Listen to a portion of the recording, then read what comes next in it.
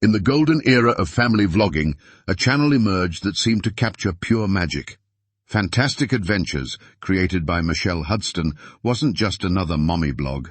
It was a full-scale production, a pastel-colored universe where every Tuesday and Thursday, Machelle and her young daughter transformed into Disney royalty. The costumes were elaborate, the sets were decorated with meticulous care, and the original songs, often written by Machelle herself, had professional polish. This wasn't just playtime. This was a passion project with breathtaking ambition. And the internet took notice. By 2017, the channel had amassed tens of thousands of subscribers, families drawn to the wholesome charm, the impressive production, and the genuine-seeming bond between mother and daughter. They'd film musical numbers in their backyard-turned-enchanted forest, complete with DIY special effects and clever editing. Comment sections overflowed with praise. Parenting goals. So talented. My daughter's favorite channel. But the real validation came from the highest possible source, Disney itself. According to multiple sources close to the family, representatives from the entertainment giant had reached out. There were discussions about potential collaborations, brand deals, maybe even development opportunities. For Machelle, this wasn't just success. This was a childhood dream materializing. The American living room was her stage, and the House of Mouse was watching. Yet behind the glittering facade, a different story was unfolding. As the possibility of a Disney contract grew from fantasy to tangible reality, the atmosphere in the Hudston home began to change. What started as a fun creative outlet became, according to later court documents and family testimony, an all-consuming business with an 8-year-old CEO, the star herself. The filming schedule became grueling. No longer just weekend projects, shoots would stretch late into school nights, 9 p.m., midnight, sometimes until 3 a.m. The pursuit of the perfect take became obsessive. According to her older daughter's testimony, if the younger girl forgot lyrics, stumbled over choreography, or simply showed fatigue, Machelle's patience would vanish. The gentle stage mom persona crumbled, replaced by what witnesses described as a drill sergeant demanding perfection. And the pressure wasn't just about time, it was psychological.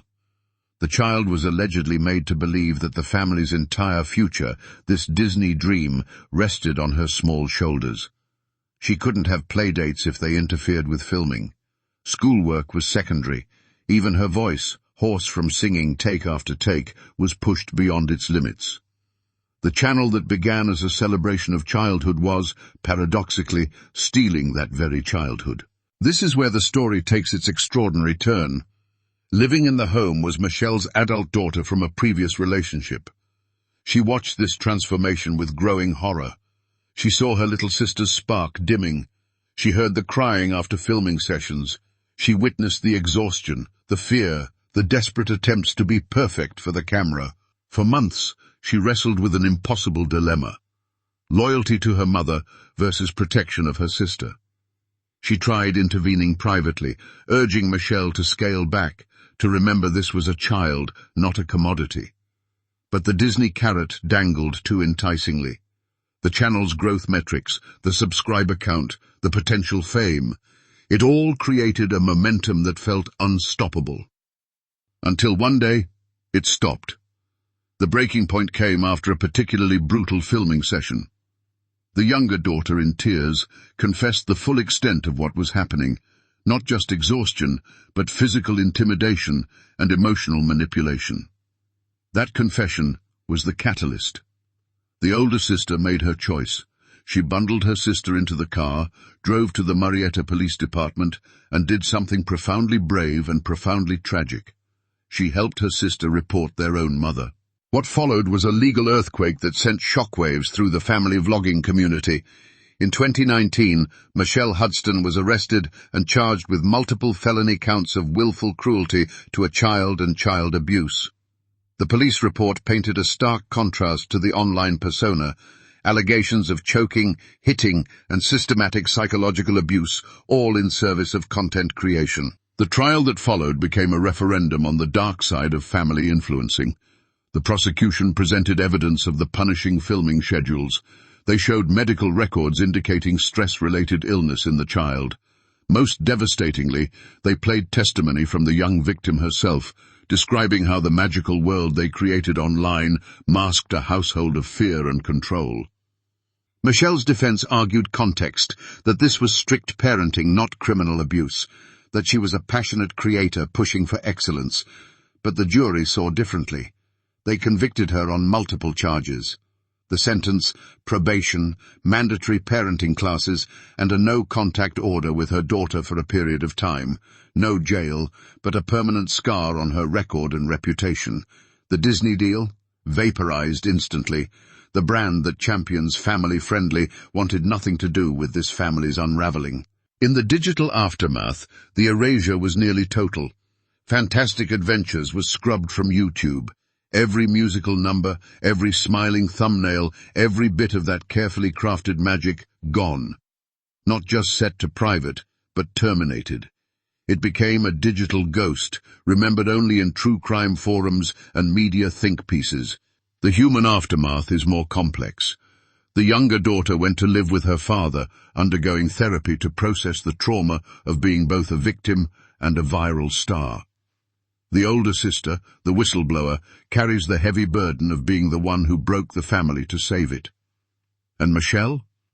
She completed her probation, but remains offline, a cautionary tale in human form. But this story transcends one family.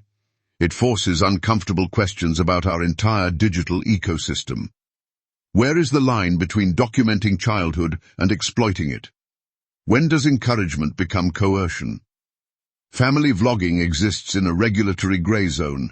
Children can't consent to being content, and there are no labor laws protecting them from marathon filming sessions. The Fantastic Adventures saga exposed how the pursuit of virality and brand deals can twist parental instincts, turning love into leverage and a home into a soundstage with no boundaries. So what's the lesson here?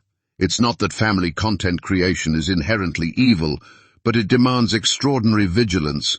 It requires parents to constantly check their motivations. Are we doing this for memories or for metrics, for connection or for clicks? The tragedy of Machelle Hudston is that she started with genuine talent and love. She built something beautiful.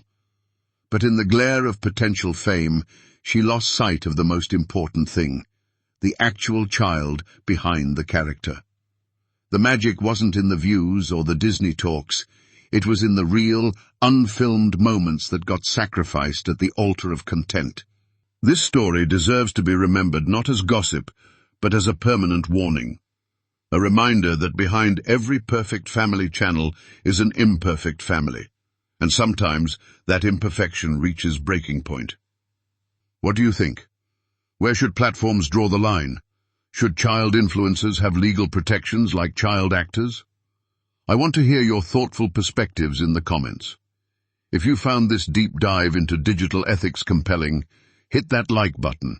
It helps more people discover important discussions like this one.